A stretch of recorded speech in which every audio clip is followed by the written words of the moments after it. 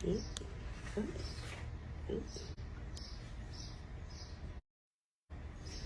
y'all, hey, let's tap it in. Let's get some folks on here. Good to see you guys. Gonna just invite the family. Hope y'all having a good morning. Oh wait, I'm gonna have to hold it and tap it. We're just going to invite everybody. If you are seeing this live, please share. We are going to be talking to my mom today about her book. And I'm just going to invite some people right now. So let me go ahead and do Miss, let's see.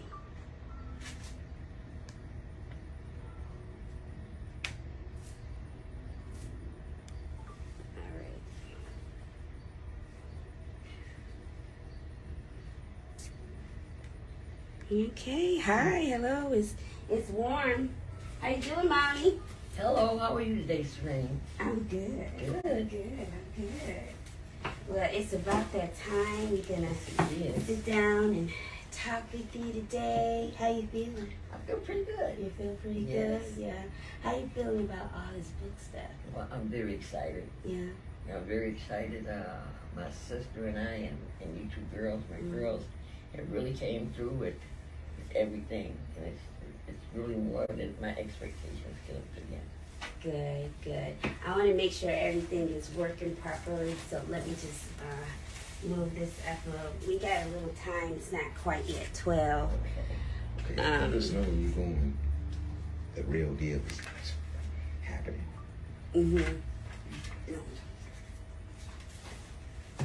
Okay. You want me to sing you a song as my intro? No. Okay. All right, what's up, world? Serene Solutions is in the building. We're out today on your turf at my mom's house. Pamela Garner. She is in the building today, and she is here to talk about her book, Lord Have Mercy, The Underground Railroad Revisited. I want to move this over because I can't see you. I want to see you over there. There you go. Lord Have Mercy, The Underground Railroad Revisited. And I want you to make sure that you tap in and share the video, so that we can get her book out. And today is our book sale. We got our $10 book sale going on. So we just want to start off with a little poetry. I see you got this True Warrior out. We're just going to go off top of one poem, and then we'll get into your bio. Okay. Yeah, I think The True Warrior is a good poem because it kind of describes me as a person. I consider my work as a battle. A battle, okay. Yes, the Lord gave me a gift. I got to battle the devil with this gift. Okay, and one of the first poems that I wrote was called The True Warrior. And The True Warrior is a poem about a soldier. Okay, and it starts out, I gaze upon my blade. I raise my weapon into position. I feel the rapid beat of my heart. My breathing becomes brisk. My heart swells in my breast. The blood flows swiftly through my veins, and the battle begins. I stalk my prey, searching. I steel myself against the silence. Then it is broken with one swift blow. I swing. I feel the familiar strokes against the vast emptiness until the prey is captured and the warrior has conquered once more. That's all right. That's real heavy. When you say you feel like a warrior. Yes. Let me just go back because I get excited and start going too fast. But I just want to give you your proper intro. So my mom, Pamela Garner, is known as the Phantom of the Underground Railroad. She's a storyteller, a songstress, a poet, a writer, and she is dedicated to preserving the African American history through reenactment and original writings. She began performing by accident, writing a poem entitled Phantom. Phantom of the Underground Railroad. So, the Phantom of the Underground Railroad. You say you did that. You started performing by accident. Yes. So, how did that come about? Well, I was already writing poetry, and I went down. Something said go down and try out for this year Underground Railroad reenactment. Mm-hmm. So I went and I performed for him, and he said to me, he said, well, I want you to do some of your own stuff, something original. I want you to knock your socks off. Mm-hmm. And I'm saying, well, I thought I was knocking his socks off before, but I'm going to try something different. So I went home and I prayed on it as usual. Mm-hmm. And I said, I'm going to give them something ghostly. Okay. Ghostly. Something that's not real, something that they can make into what they want to make it into. So I said, I got to become a ghost or a phantom or something like that. And it came to me, Phantom of the Underground Railroad. Mm-hmm. And that's how I got the name Phantom, and you spell it Phantum like it sounds. Okay. So I said it wrong. I said pronounced phantom, but it's spelled with an F. Right. Okay, that's right. So I'm going to go back a little further to when we were born. What? No, I'm just kidding. We don't have that much time. Let's go back to your first poem. Let's go back to... The first poem that I wrote, it was during Ramadan. Okay. And I was fasting. Mm-hmm. And it was late at night, and for some reason I said, I have nothing really that I am contributing to the children, my neighborhood. And I thought about the fact that, they every time I talk to one, they never tell me much about the Underground Railroad. Mm-hmm. So I said, well, this is what they got to learn. They got to know this first, but it's got to be told in a story fashion. Right. And that's how I started writing it. And I tell you truthfully, it was written overnight, and it came out Time Travelers. Okay, Time Travelers. Now, Time Travelers is, of course, one of my favorite ones, only because that was my first one I did for Richmond Speaking. Right. So when you were writing poetry, did you ever think of it as being something to share with someone else, or were you writing it for yourself? I started out just writing it for the children. They were children's poems. I didn't think that they were heavy enough or actually good enough for adult reading. Mm-hmm. But I knew that the children could understand them. Mm-hmm. And that's how Time Travelers started. Okay. And it became longer than I thought it would. It became like an epic almost. Yes, it did. After you started getting into it. It started getting chapters. Yes. It started getting chapters. Because the contest, they would make you have certain limits on how long it had to be. 7 minutes long. Oh my gosh. And you could not move around too much. No. You had to know by heart. Yep. You had so many feet that you could move around in. Yeah. You had to know this poem by heart. Mm-hmm. And mine wasn't 7 minutes long to begin with. Right. It was only about 3 or 4 minutes long. Right. And you said I had to make it 7 minutes long. I said, do you know how long 7 minutes is? I said, it's not like, you're just writing there, 7 minutes gone. There you go. So I had to pray on it. And I got it down to 6.5 minutes. And you said, that's not long enough. 7 minutes. I got it to 7 minutes. And thank God it came out pretty good. And not only did you do it, but I had a nephew here in Dallas at the time. I was living in Buffalo. Yep. He did it for his Richmond Speaking contest. Came in first place. That's right. Issa, right. Issa. Yes. Talking about our family and just with your poetry, I'm thinking about back in the day when we did your poetry in your plays, and you would get the neighborhood kids, you get the church kids, you would get your family members, yes. And everybody had a part. Everybody had a part in a play. Even your husband. Oh yes, he had his part. He had his part too. So it was when you were doing the plays for the children. How was it actually being able to deal with kids of different ages at that time? Believe it or not, the Lord blessed me with a group of children that were really ready to do something. Yeah. Each and every one of them. Mm-hmm. I look at them now, they're grown, they have children of their own. And sometimes I say, you remember when you used to do so-and-so project play? And they say, yes, Auntie Pam, I remember I could do it in my sleep. I said, yeah, that's right. Right. And all the time that we did them, they were always ready, always on time, even though sometimes I had to pay and pray Yeah. to get them there. Yeah.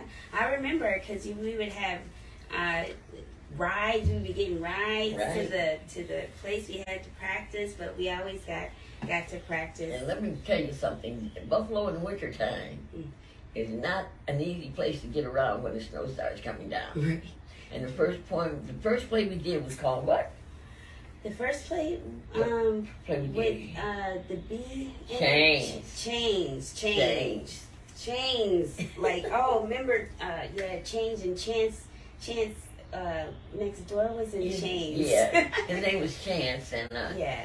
he wanted to be in the play. And this is the thing about it, the Lord always blessed me to get children that had never done anything before, that were willing and wanted to do something. Mm-hmm. And I know I got one guy, he's a friend of yours, Howard.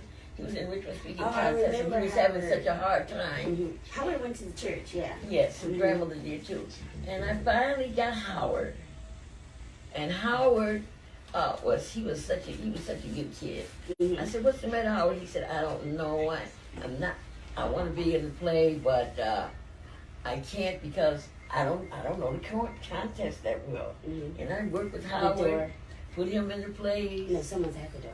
And Yeah.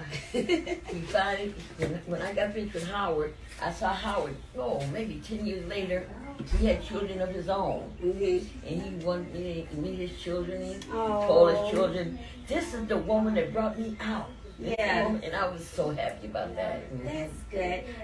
Let's talk about Pam. People About Movement. Pam, People About Movement, that came out of the same era. Mm-hmm. I wanted a company Mm-hmm. that I could have a name for. So I said, and I thought about it, I said, well, Pam, People About Movement, because this was something I wanted to keep growing and getting larger. Right. And I took the name Pam, and from that, we came up with a lot of different companies. We came up with what? Well, I was in Texas during Pam. Okay, Amen Corner. Mm-hmm. That was one where I got all the children from different age groups and also different religious affiliations. Mm-hmm. And we would take the questions from the audience, and we would answer them according to the Bible. We would answer them according to the Bible. And we called it Amen Corner because the panel was made up of these children. Right. And their job was to find these answers out of the Bible. Oh, that's good. That's good. My mother, she drinks and she doesn't get up and she doesn't help me in the morning, blah, blah, blah, blah, blah. Then you got to go to the Bible and find the answer. Mm-hmm. That was great. Then we did 15 Minutes of Fame and Fortune. That was a good program. Now, that was on like a public access Yes, that was television in on Buffalo. public access station. Mm-hmm. And we get these children, they came in, this is where the Lord just kept blessing me. They would come in and say, I play the piano, I sing, I dance, I do this. I said, well, you get 15 minutes. 15 minutes is 15 minutes. We need to bring that back. Oh, that was so much Yeah, fun. we need The to bring kids that loved back. it. And the thing about it was that their parents were so proud to see their children on TV every Friday night. Oh, yeah. I know. It was like, hey, Every I'm on Friday TV. night, it was on for an hour. Yeah. And then we had 4 segments. Mhm. We had 4 kids every Friday night. Mm-hmm. And I know sometimes they would be kids from the neighborhood, kids from where I lived, and they would all be crowded at one person's house watching 15 Minutes of Fame and Fortune. Yes, that does fun. And that was fun. That was real fun. Yeah. So, we're going to get back to some of your poetry. Since we mentioned time travelers, we're going to go ahead and do our time travelers. You want to do it with me? You want to do it with me? I of course I'm gonna do it with you. I don't know it by heart. I'll help you. Okay. Okay. You ready? Time Traveler. By Pamela C. Garner. 9,000 miles across the sea. My mother, my father, where can they be? In a hole damp and dank, we were placed there rank upon rank. And day after day we traveled that way, with the constant sound of the sea and the oars, until we landed at these unfamiliar shores. I looked around and what did I see? A wilderness filled with trees. Panic and fear paralyzed me. Oh, but I must be strong. I can't let him see. Many tribes, all different tongues. We all had one thing in common. Peace. Assalamu alaikum. It was our only comfort. We said it every day. In secret, we made wudu, and we would pray until the day he took that away. Over 400 years have passed since that fateful day. He's changed my people in so many ways. Yes, I am a time traveler. Now let me take you back and tell you what I've seen. Man's inhumanity to man. Bartering for human lives. Experimentation in time genocide. Fed them wrong and told them lies. Terrorizing my people to control their minds. And just like clay, formed us their way. Our language and our culture totally destroyed. We became a people ignorant and bored. Scientists and mathematicians, men of great knowledge, their land stands empty today. A tribe of people vanished without a taste. But I can stand in and out of time. I can answer the question why.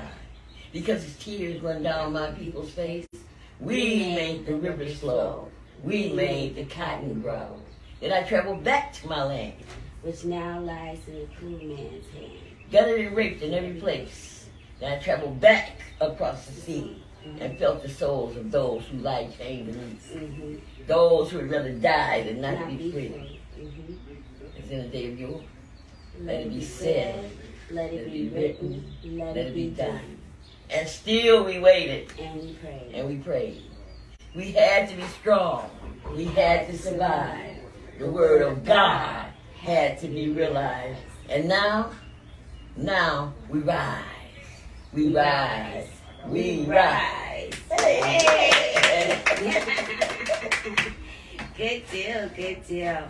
So we got some friends and family coming in now. So we just want to acknowledge, hello, y'all. Okay. So, okay. Now let's get back to your Phantom of the Underground Railroad. Okay. Take us on the journey. This was a Phantom of the Underground Railroad was a what would you go ahead and tell them? The play. Phantom of the Underground Railroad. It was a play about slaves running towards freedom. And everything. And what I did was, I just gave it a little twist because people were getting on the Underground Railroad train, but they called it a train, but it wasn't a train. Every stop, they would get somebody else. We had people going all the way north from the south. And this woman, she was a mother, and her daughter ran away. Okay. And we don't know what happened to the daughter. But she was on the Underground Railroad looking for her daughter. And she was asking everybody she saw going north, have you seen my daughter? Have you seen my daughter? And that's how the Phantom began. Okay. All right. And so tell us about the one woman show that takes you from Buffalo through Lewiston, New York, all the way to Freedom to Canada. Tell us how that actually comes together. That's wonderful. We started at the church in Buffalo, the First Baptist Church. That was where the slaves lined up when they got to Buffalo. A lot of people will know about that because they live here. Michigan Street? Yeah, Michigan Street Baptist Church. And when they got there, we would hide them in the basement of the church. There was a hideout there. And every evening, we would take them down to the foot of ferry, which is on it's right there, Niagara River, and they would take them across. Sometimes they would take them across on a boat. Sometimes they would just take them across swimming. But see, the Niagara River, it's hard to swim that Niagara River because it's about 12 feet deep, about 12, and the undertow is bad. and it runs fast. Mm-hmm. So what they would do sometime was, Canadians would sell us lime. Mm-hmm. And you know what lime was? Yeah, acid, like. Lime was what they put in inside the barrels, like. In your outhouse. Lime in your outhouse. Mm-hmm. So when they got finished selling all the lime to the people in Buffalo, they tapped that base, boom, boom, boom. They let everybody know that, okay, all the lime is out. Oh, okay. Now you can get in. Mm. So the slaves would get in, but you got to remember something about lime. Lime eats up waste. Yeah. And anytime you have an open sore cut on you, the lime will start to eat into that cut. Mm-hmm. It's only about 4, 5, 7 minutes to get to the other side from Niagara River to the Canadian side. Can you imagine being in there and some of that powder from the lime is still in there, and you got cuts on you from coming up here from the south, and some people have lost fingers and ears, and because it was a treacherous trip, and it was in the wintertime. Mm-hmm. And they didn't have anything hardly to wear. So a lot of time that lime would start to eat into those opening sores. Mm-hmm. And they could see people jumping out of that vat into the water. And they would say, oh, look, they're so happy to get to freedom. But they didn't know they were trying to jump out of that vat because that lime was just eating into their skin. So, yeah, that's one thing about that. But Niagara River, it ran very fast. Mm-hmm. Now with your, let's go from the going from Buffalo. I want to talk about how that trip actually went. When you would have the tour bus. Oh, you want to go on the tour? I want to go on the tour. Okay. Yes, I want you to take them on the tour. Okay. We start at the Michigan Street Baptist Church. Yeah. And after you see the underground hideout there, then we go from there, we go down Ferry Street. Now remember, at the time that the slaves were on there, all of Ferry Street was just water. Oh, okay. And it was called a ferry because the ferry would come down the street and it would sell lime to the people and go back across into Canada. So we go down Ferry Street to the foot of the ferry, and we stay there for a while. Then we take the bus, mm-hmm. and we go to Louisville. Right, Lewiston, excuse me. Yeah. And we get to Lewiston, and Lewiston was also another last stop on the Underground Railroad. It was only about 12 minutes to Canada from Lewiston. Mm-hmm. We go to Lewiston. We see the Marble Orchard. That was the cemetery there. Mm-hmm. And I got to go on half of that. I got to go to the Marble Orchard. That was like that was really life changing for me, because if you see Lewiston now, it's real pretty and real homey, like looking, boats on the water and all that. But then you have this in the middle of this, comfort in all America. You have cemetery. And the cemetery hasn't changed much. Mm-hmm.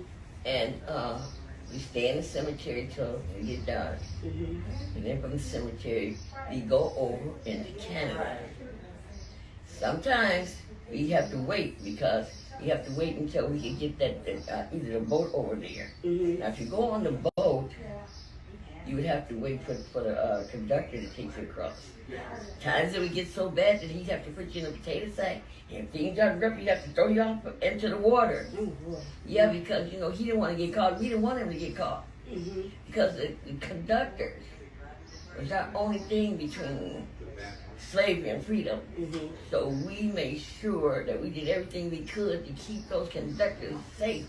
Okay. Mm-hmm. So then we leave there and we take the bus and we go into Canada, and we go. Now this is just not a regular bus. This is a tour bus. A tour bus, yes. Of 50 or more folks on this bus. Mm-hmm. From all over the country they come. I was very honored that they came like that. Mm-hmm. And then we go into Canada and we see all the sites there. Starting with the Nathaniel Debt Church. Mm-hmm. We go to the cemeteries. and see the colored cemetery. One thing about the Canadians, they keep up that colored cemetery. It really looks nice. Even though a lot of these headstones don't have names on them, it just chiseled marks into it, you know, because they couldn't write. And then after that, we go to a lot of different sites. But it was very educational, and I kept them singing. Yes. I kept them up on everything. I asked questions. I tell them at the end of it, okay, at the end of the tour, we're gonna have a Close the door for me. a quiz. Close that door for Now, the quiz was funny because I'd give them little pointers in the tour. Now you got to remember this because we're going to talk about this later. Okay.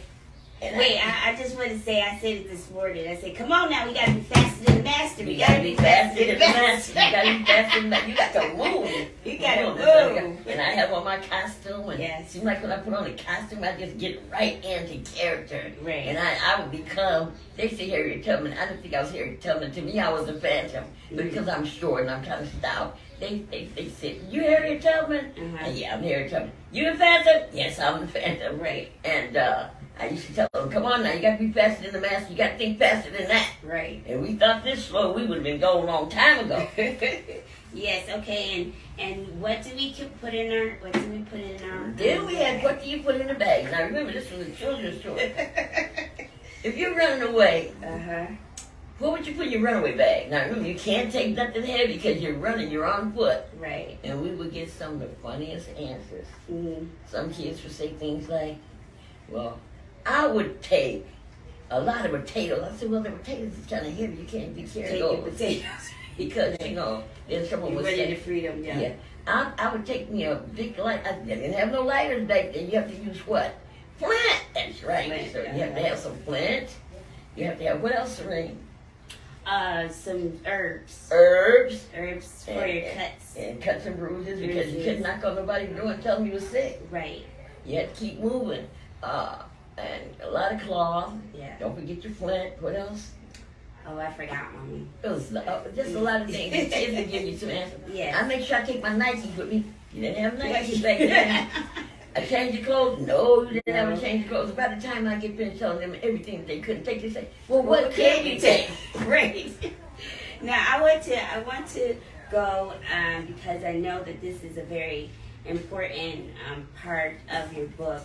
I want to talk about a tribute of thanks, and then you can do a tribute of thanks. A tribute of thanks is the first poem that I wrote because I think it's important for us not to remember the bridge that brought us across besides the Lord. You know, the bridge that brought us across was all of those conductors of the Underground Railroad, those unnamed people that nobody think about, all those good white folk that stood out there in the cold weather, especially when they started getting up here north. There was one man by the name of Mr. Pettit. He was about 5'2", and Mr. Pettit would bring his sled out there, his sled, and wait for us. And when we get there, he put bear skins on us and warm us up because we'd be so cold and everything. And him and his son would pull us to their house. And that was a ways away. It might be 10 miles from where he lived. And you know, there were a lot of other people that helped us. So I want to give a tribute of thanks, and that's the first poem that I wrote. The second poem after the word. And it's called, "What manner of men and women were these, to risk their own freedom for others to be free? What manner of men and women were those? They stood between slavery and me, standing and waiting like sentinels in the night, waiting for those night birds in flight. Those were God-fearing people with love and compassion. Their faith in the righteousness of God's word compelled them to action. We should never forget these good deeds. They have a place of honor in American history. And I really believe that we can't forget these people. There's a lot of them, And if you start really thinking about American history, about the Underground Railroad, don't forget those people. Right. Because without them, we couldn't have made it. Exactly. I'm going to just do a real pause real quick. Auntie Renee, come here. So, come here. All right, you sit here for a second. I just want to bring you on because you're a very big part of this whole book coming to pass. This is my Auntie Renee. She's the publisher. She's the publisher. Her own and publishing her publishing company is called. Yes, she can speak. Yes. Yeah, it's hi. It's great to be here. Thank you. Congratulations. Thank you. Solid Foundation Publishing. All right, It's Solid the name of the Foundation. company. Mm-hmm. Yeah. And what I know you've known how long my mother has been wanting to get this book out. So, what made you just say, okay, this is what we're going to do? We're going to do it. Wow. Yeah, that's a loaded question. When you're convicted of something, right? Not always necessarily wanting to do it or feeling like you can do it. Mm-hmm. Totally new to me, unfamiliar territory, Mm-hmm. but it come up to me numerous times. It was Okay. just dropped in my spirit. And we had an older sister, Lynette, who passed away, but she always wanted her writing published. Right. And so I was just like, it kept coming to me. Yeah. The last time I was about 30,000 feet in the air, and I was like, oh my goodness, okay. Okay. So after that, I mean, just the total conviction, I called her. She was in New York, and I was like, hey, you want your book published? She's like, yes. And I was like, okay, well, let's get serious, and we'll make it happen. And so within the year, God just placed me around people and, to get the knowledge and networking and communicating and how to do it and wanted to do it effectively, and just make it look great to represent who she is. Good. Right? And that's just so powerful. So for her 70th birthday, she was able to see her book published. That's wonderful. I want you to tell us how we are doing a book sale. So I want you to tell us how we can actually go about ordering the book on the show, or after the show, how we can go about getting that. Because we have books on hand that we can get. So tell us how we can do that. Yeah. So the book is available. It's available online. It's on Amazon.com. So it's available there. And then also we do have some books on hand.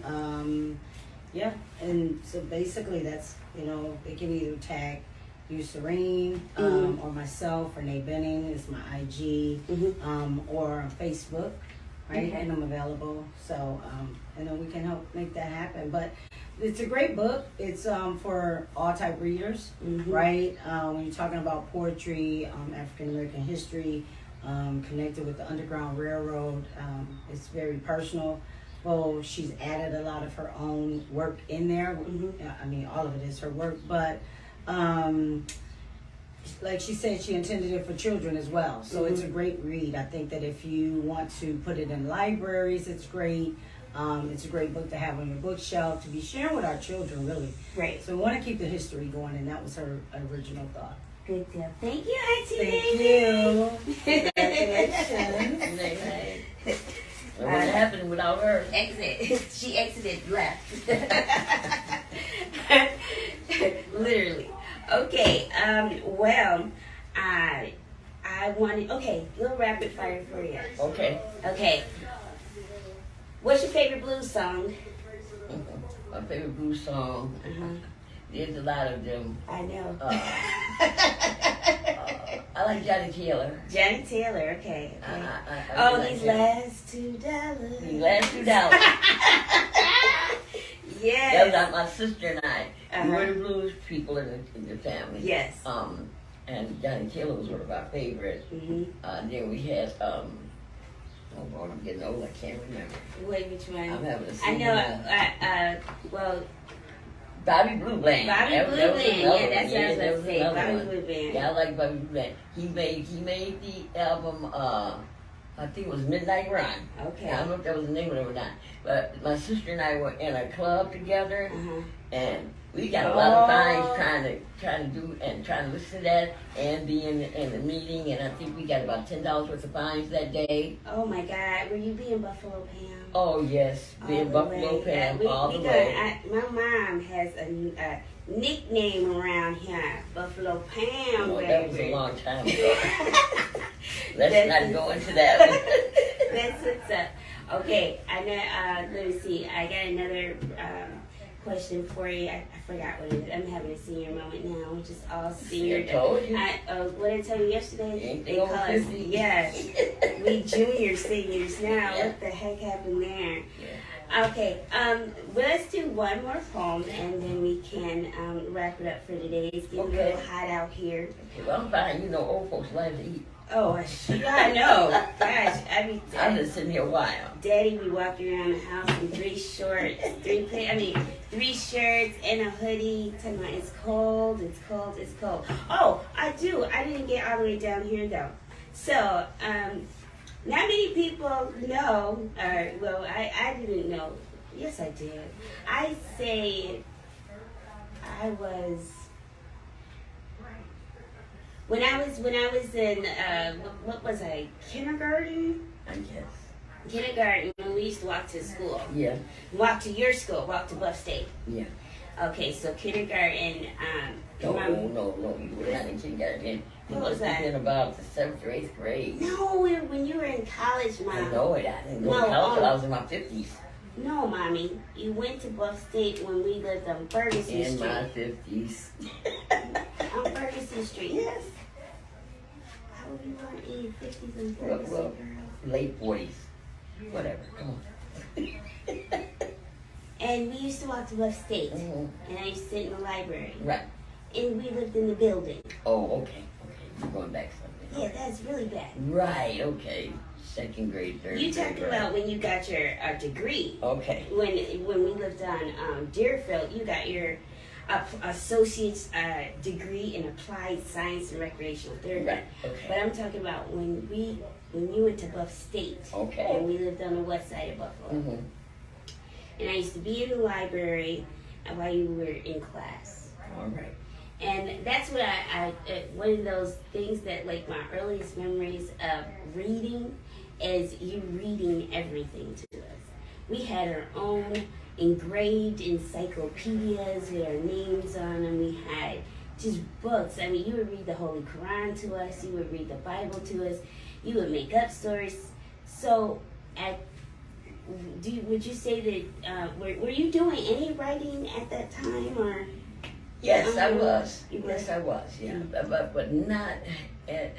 The first thing I remember writing was Time Travelers, and you were doing the Richmond Speaking Contest. Okay, that was 7th grade. Okay. So that was the earliest Yeah. that you had ever had in your poetry Right. done. But okay, that's what's up. So the wait a minute, I left.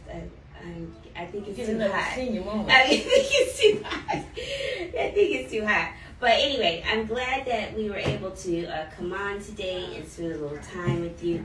Where are you pointing at? Oh, you wanted to finish this author about the author. Oh, yes, that's what I was about to say. Yeah, I know. Okay.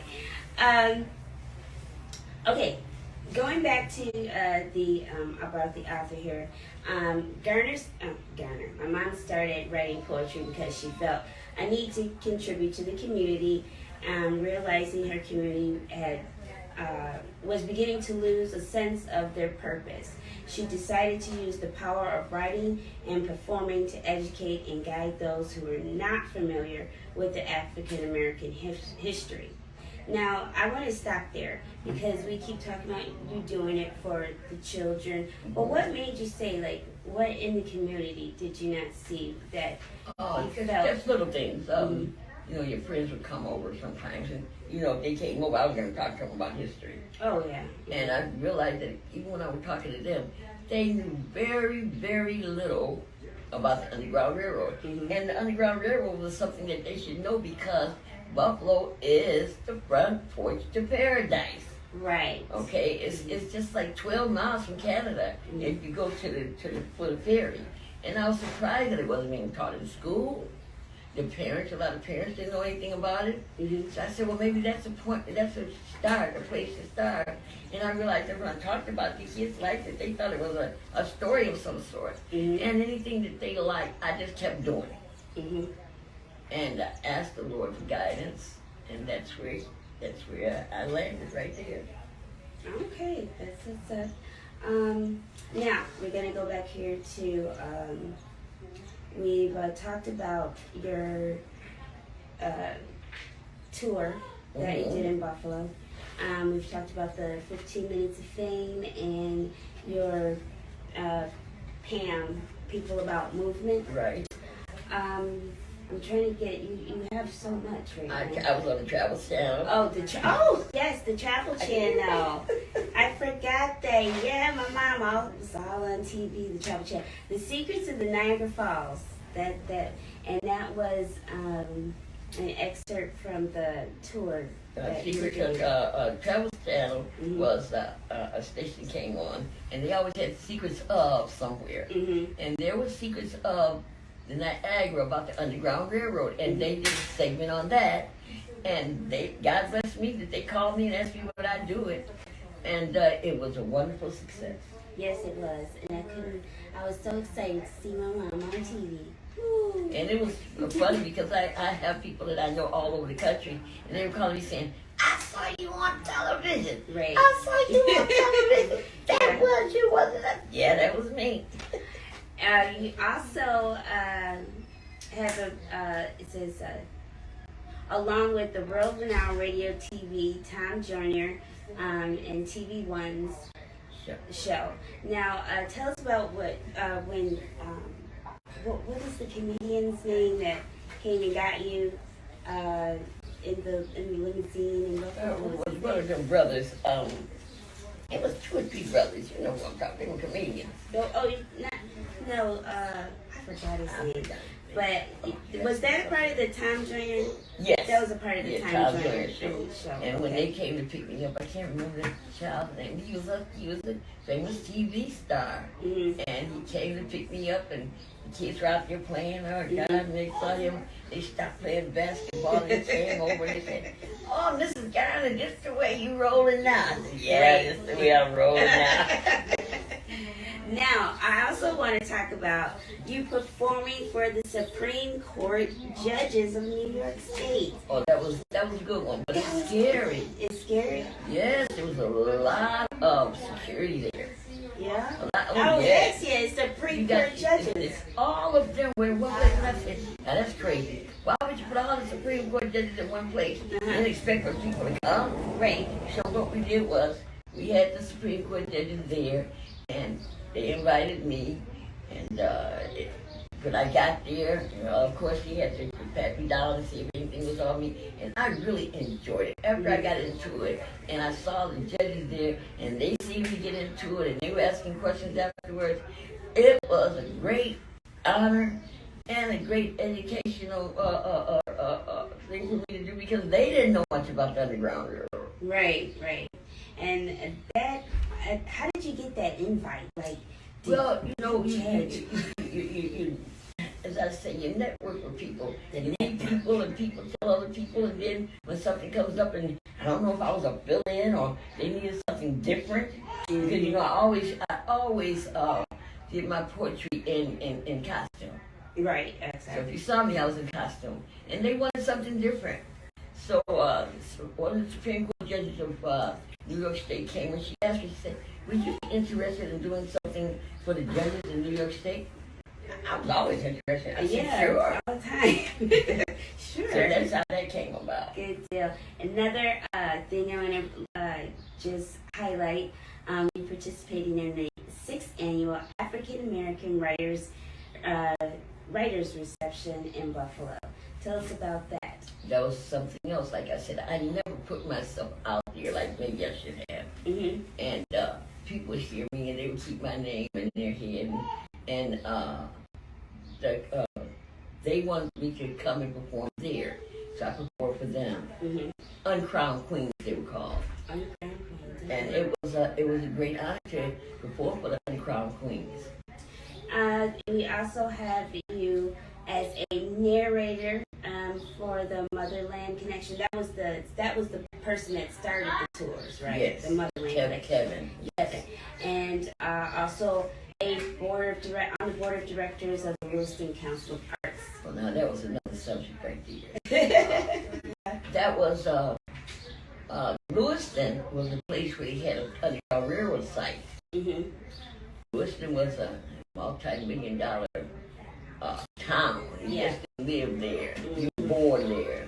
Mm-hmm. And your money went back a long way, all the way to slavery times. As a matter of fact, every house on one street was part of slavery. There was houses there that were still standing, that hid slaves and took them across the river. Mm-hmm. And the house is still there. You could go down there. That's where they had the marble orchard. Mm-hmm. And it was a very educational thing. I think mostly I'm more like an honorary. Honorary, yeah, okay. Because it was a long way and I couldn't make all the meetings, but they knew that already. Right. They just wanted me on my name on the. Right, I'm with it. Yeah. That's what's up. So since then, you have a few books that you are wanting to publish. Tell us about your next book. The next book that if the Lord will, that I would like to publish is it's called Hear No Evil, See No Evil, Speak No Evil. It's a book about my life growing up in Buffalo, New York, and also this book is dedicated to all of those kids who didn't fit in. It's about the bullies that bullied the kids. It was about kids that had crippling diseases. And it goes on to tell you how these kids fit in. Like this one I got. And I won't tell you the name of it. But she was a new kid on the block, matter of fact. That's the name of the book. I mean, the story. And she had a crippling disease. And they were just moving in. My mother went over and, talking to their mother and everything. And we got to talking, and she was telling me that where she came from. They just, teased her a lot. So she was looking down the street at the playground. So we went down there, and the kids, I said, now, when we get down here, they're going to look at you like you're crazy. And I said, we're going to do the Jesus jump. Okay. So when the kids started to, want to tease her and stuff, I said, let's do the Jesus jump. And we jump up and down. Thank you, Jesus. Thank you, Jesus. Thank you, Jesus. Thank you, Jesus. And after a while, the kids were doing the Jesus. And we did the Jesus jump, and after a while, I didn't even think nothing about her crippling disease. But they just were doing the Jesus jump. Yeah. That's just one of the stories. It's called New Kid on the Block. Okay. Good deal. So, I did have something to say. That. Oh my God. I spelled it wrong. So, I didn't spell it wrong. They spelled it wrong. Now, there is I have now become an alias. To my aliases now. And then when I saw the third time in the book, I was like, okay, I am her. I am her. I am that other Serene with one E. Serene with one E. I just found out I was Serene with now this is 3 times. First it was the birth certificate. I don't know what my mom asked her what her and my dad was doing on 420 Carlton Street. Do you have your birth certificate yet? Yeah. Is it 1 or 2 E's on it? 1. Oh my God. So now it's my birth certificate. Then it's in your book. Now I got my new license with it on it too. I'm just her now. We're just going to be her. Well, thank you, Mom, for coming on the show. I see you looking in there. You got all your friends and family here today. Yes. To support you. So I just want to thank you and tell you I love you. And I love you, Mama, and I'm not in the interview. Okay. Wow. Love you, my Tasha. girl. I think your name spelled right. Her name is spelled. Okay. All right. Hey, audience. No, Please read the book. please. It is very good. Lord have mercy. Lord have mercy. Please buy the book.